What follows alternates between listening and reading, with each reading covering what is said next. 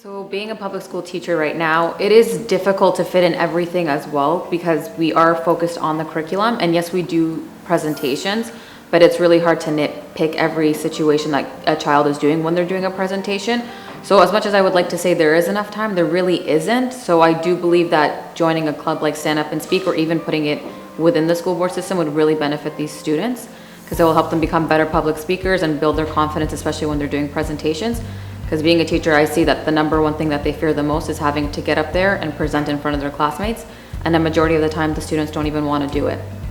Especially now, so I'm teaching a grade 6 class, and why I think it's the number one fear in North America is because students are afraid of their peers. They're afraid to be standing up there, having to communicate in front of a large group of people, and then seeing their classmates talk about them in the back, laughing at something that they say. It kind of gets them really hesitant to even go up there and do the next presentation. So just having a large group of people with all their eyes staring at them gets them really hesitant to want to go up there and do a presentation.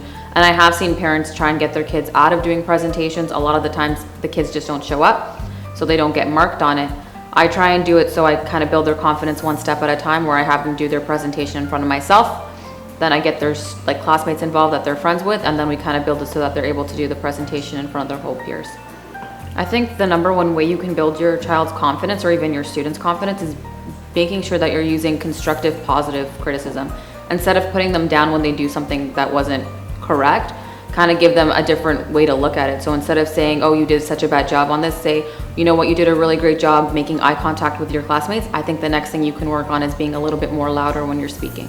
So using more positive feedback rather than negative.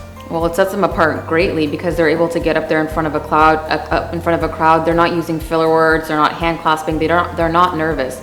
So it already sets them apart. So if there's somebody who's recruiting for a university and they see somebody who's been going to Stand Up and Speak and been doing a lot of competitions rather than a student who's not, they're going to gravitate more towards the student who has been doing these competitions and who's more confident. Because at the end of the day, when you're looking for somebody you want to either hire or you want a student within your classroom, you want that confident one who's able to be outspoken, outgoing, who knows what they can do, and who doesn't kind of back away or shy away from what they need to do.